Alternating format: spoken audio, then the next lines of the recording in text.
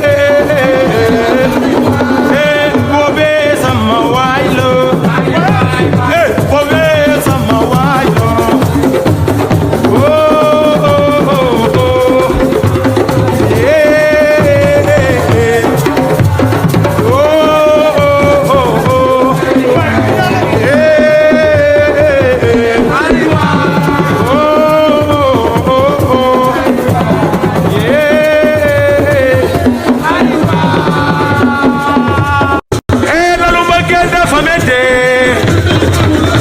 lalu bagel da famete sama waji bayma ma Khadija la bëgg waay Khadija Ouais, c'est une belle victoire d'entrée de jeu. Il fallait qu'on repasse le premier match pour envoyer un message aux autres adversaires et c'est ce qu'on a essayé de faire et ça a marché. Particulièrement, comment tu juges ta performance? Tu as été partout. Ouais, j'étais partout, mais je pense que j'ai été moyen. Je pense que je peux faire plus et dans les 2 matchs à venir, ça va venir avec la chance. Alors, qu'est-ce que ce tournoi représente particulièrement pour vous? Bon, on n'a jamais perdu un match de qualification et on veut rester imbattu. Donc c'est notre objectif, gagner les 3 matchs d'affilée.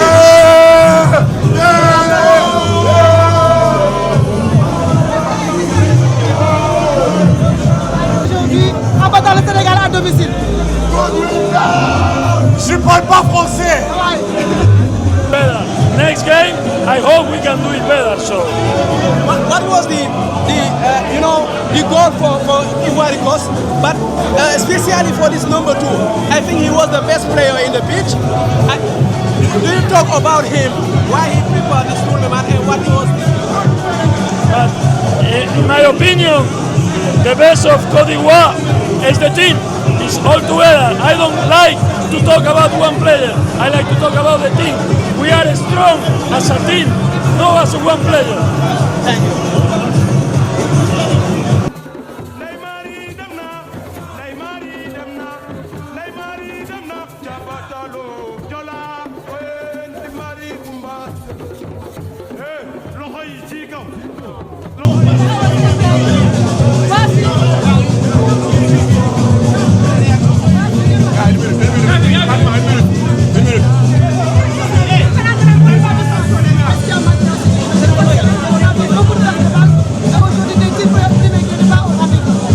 Je pense qu'ils nous ont dominés physiquement au niveau offensif et ils ont été plus agressifs en défense.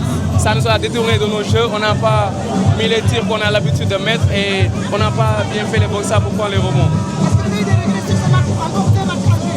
Oui, on a juste des trucs à rectifier et se concentrer. C'est un long tournoi, donc on va juste rectifier ce qu'on n'a pas bien fait aujourd'hui et essayer de poursuivre le chemin. Sénégal-Madagascar, Sénégal-Congo, comment vous comptez aborder ce match? Je pense qu'on va l'aborder plus mature, plus posé avec ce match qui nous a déçus, mais on va juste aborder les matchs avec respect, respecter toutes les équipes et jouer à fond. Merci champion.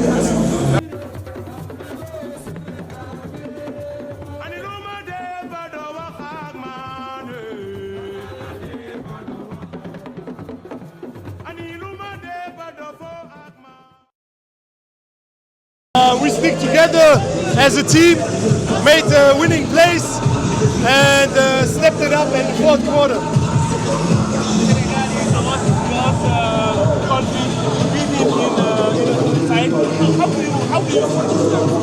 How we beat them?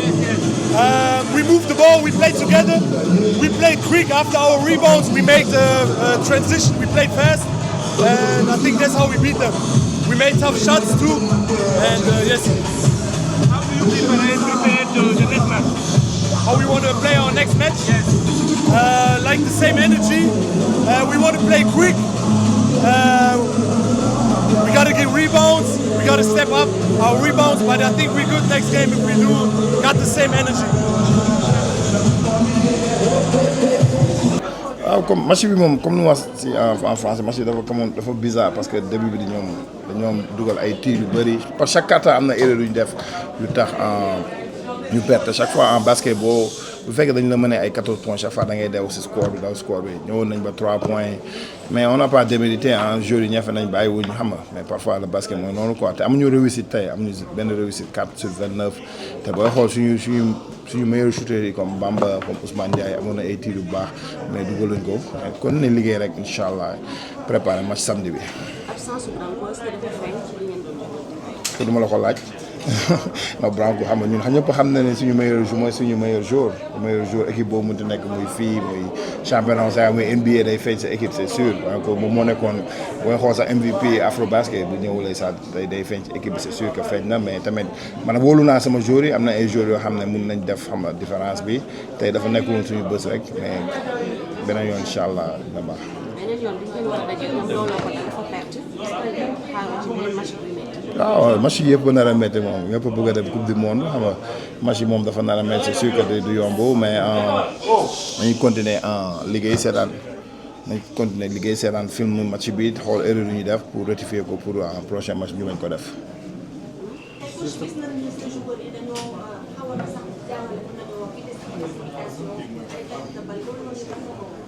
waaw parfois xam nga tamit ci match basket day arrivé quoi am nañ ay perte balle yu bëri am nañ 16 perte balle tey basket moom boo amee ay perte balle yu bëri yooyu moom pour nga gagner day métti joxe nañ tamit ay offensive rebound yu bëri mais parce que tamit basket balle bi du bondé sa côté xam nga am nañ affaire yu bëri bondé woon suñu côté tey mais ça arrive mais on seetaan film bi comme la ma wax après préparer match prochain bi loolu nga mun def.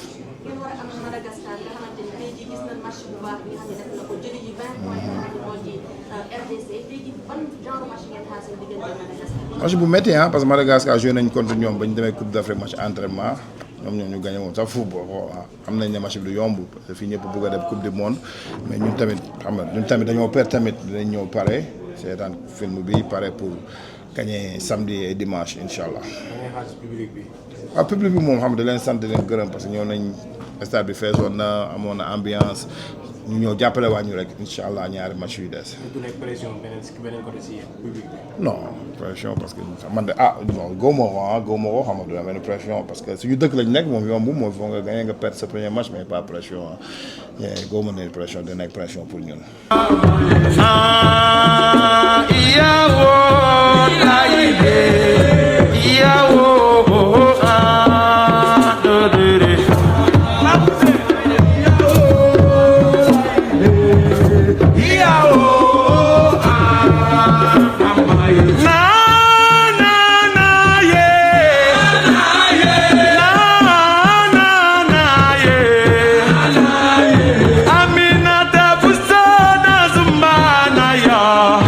Aminata Buso Nazumba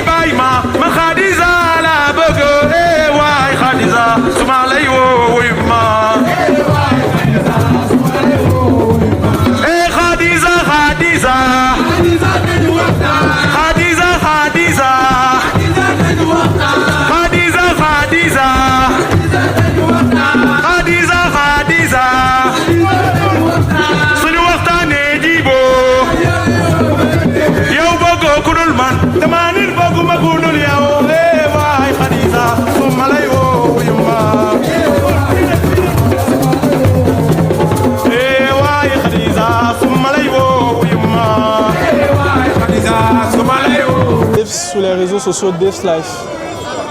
Quel est le message que vous lancez En vrai, de la même manière dont on soutient nos équipes lors des compétitions de football, je pense que c'est comme ça qu'on devrait soutenir nos équipes lors des compétitions de basketball. Le sport, c'est quelque chose qui rassemble, donc tout le monde doit être ensemble du début jusqu'à la fin. instant yii nii nag moom wax dëgg fa yàlla depuis si 14 heures ba léegi ñu ngi fi di waxtaan ticket mais lii ñun pour ñun fédération la muy def du yoon quoi vente en ligne bu mu doon def la waroon continuer pour mieux au moins gars yi mën a jënd ticket si yoon quoi mais genre li ñuy def nii moom ñun dàqul waaw amuñu ticket du ñu fen moom amuñu ticket parce que ñuy jaay ticket benn boo xam ne si 1000 francs lay jar ñu koy jaayee 4000 loolu c'est pas waaw revendeurs yi li ñuy def c'est pas juste quoi ak weeru koor gi ñi ñuy wóor war a ndogu suñ jëndee benn ticket bu taw day métti 4000. mais guichet yi fii nii amul.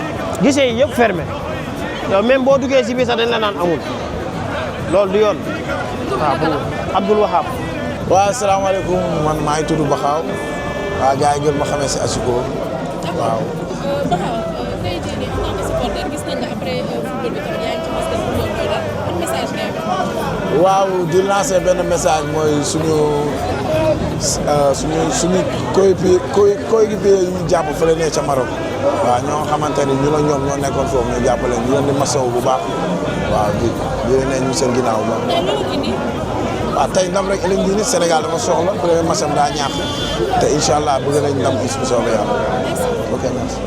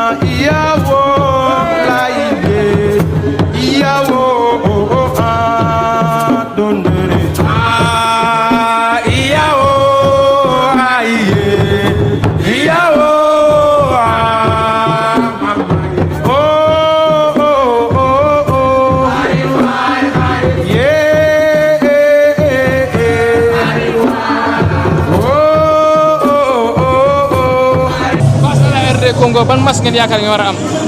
Un match un peu comme celui-là, comme nous notre identité c'est jouer à la défense, donc on va faire la même chose et Inch'Allah on va passer quoi. Est-ce qu'on peut dire hier à base de football moo tax ngeen amoon jafe-jafe ci match hier par rapport à présent tey.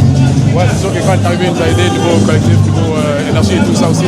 Il est venu avec des fresh legs et tout. Mais comme le passé, c'est la principale équipe et je crois que l'équipe, tout le monde a contribué.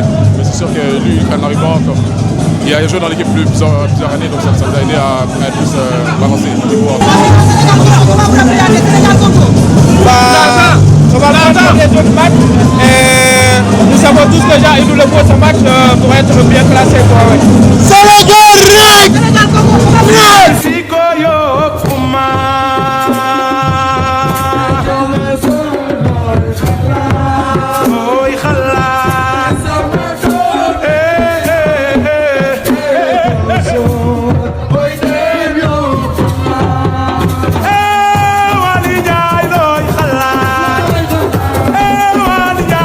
waaw ñu entré si tournoi bi mooy loolu lu ñu métti lool tey le fait que ñu gagné daf ñuy dolli confiance bu baax comme ça ñu mën a dellu si jëlaat suñu rythme ñu mën a gagné match bu ñu desal comme ça ñu mën a am jot bu rafet ci tournoi yu ñëwaat.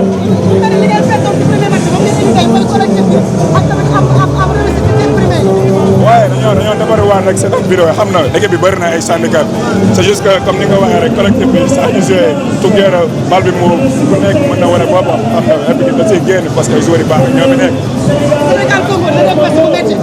yaa dina métti mais xam na doo xeeb benn équipe bi yëpp équipe bi mal soo nu ñu ñëwee ci match bi tey la ñu ñëwee match bu suba incha allah ci numéro bi dinañu may yàq. ok merci beaucoup.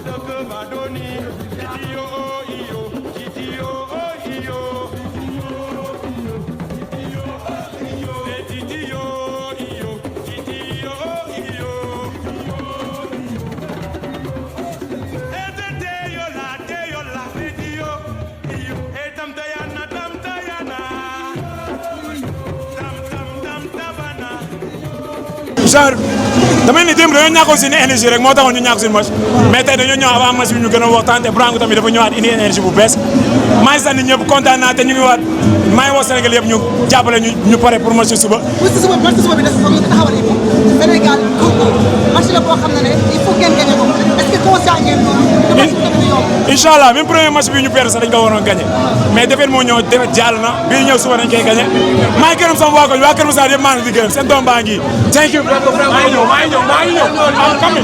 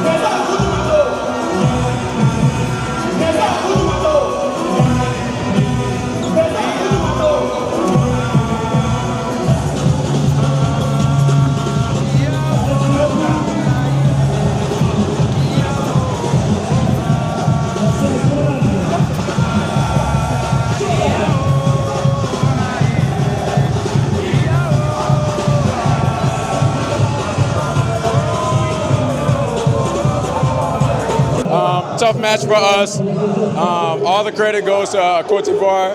They came prepared. I thought we got off to a good start. I got to do better getting us organized and taking care of the ball. We got one more game tomorrow, so it should be fine. Senegal, how you feel about it? Feel confident. I said next match you beat Senegal. Are you ready for that? Yeah, absolutely. I feel confident. Sentiment de fierté, bien sûr, parce que ils ont mis beaucoup d'énergie en première mi-temps. Ils nous ont pas laissé installer notre jeu. C'était dur, mais on a réussi à passer au-dessus. En équipe, on a 12 joueurs qui sont capables de jouer. Donc on a mis l'intensité, on les a épuisés et puis voilà le résultat final. Est-ce que l'objectif c'est de gagner les 3 matchs? Bien sûr. même avant qu'on arrive ici, c'était l'objectif. On savait que le Sénégal était le favori. On a fait le job avec le Sénégal. On a fait le job ce soir avec le Congo et demain, il faudra faire le job avec Madagascar. Gagner ces 3 matchs pour être bien pour la fenêtre de cet été. La solidarité, il a été tout ensemble pendant 40 minutes. C'était compliqué, mais on ne s'est pas laissé faire. On a joué dur aussi. Et puis on a joué tous ensemble, c'est notre force depuis des années, c'est comme ça qu'on gagne les matchs. Dureté du côté de Congo, ils n'ont pas laissé notre jeu s'installer, mais on a réussi à trouver les solutions collectives, tous ensemble. Et puis voilà, on a gagné ce match avec beaucoup d'écart, mais demain il faudra répéter ça. Vous gardez la tête de cette poule, comment vous vous sentez déjà avant la fin de cette fenêtre? Le job il n'est pas fini, il faut qu'on gagne demain, et je me sentirai bien après, mais pour l'instant il faut rester concentré pour le match de Madagascar. C'était un bon match. Je pense que l'équipe a défendu. C'est ça notre leitmotiv, c'est ça notre identité. On est dans la continuité du match contre le Sénégal. Vraiment, on a très bien défendu. Au départ, on a eu un peu de difficultés à cause des rebonds qu'on n'arrivait pas à capter. Mais après les consignes, les joueurs sont ressaisis et ils ont bien suivi les consignes qu'on leur a données. Et après, tout est parti comme sur des roulettes. Qu'est-ce qui a fait la différence? La différence, c'est la défense. La défense, la solidarité, le partage du ballon. Ben voilà, je pense qu'on a joué en équipe. Voilà, c'est ça, comme je disais, notre identité, c'est défendre en équipe et d'attaquer en équipe. C'est ce qu'on a fait, on l'a très bien fait d'ailleurs. Et on savait que les Congolais allaient être fatigués parce qu'ils ont joué. Leur 5 majeur a joué beaucoup de temps le premier match et notre objectif c'était de les épuiser, de les acculer en défense, de les épuiser et à la fin ils allaient craquer. Voilà ce qu'ils ont fait. Oui, merci aux Ivoiriens. Vous savez, les Ivoiriens sont formidables. Ils nous soutiennent depuis le début et on leur demande de continuer à nous soutenir parce que le plus important c'est la Côte d'Ivoire qui gagne. Merci beaucoup.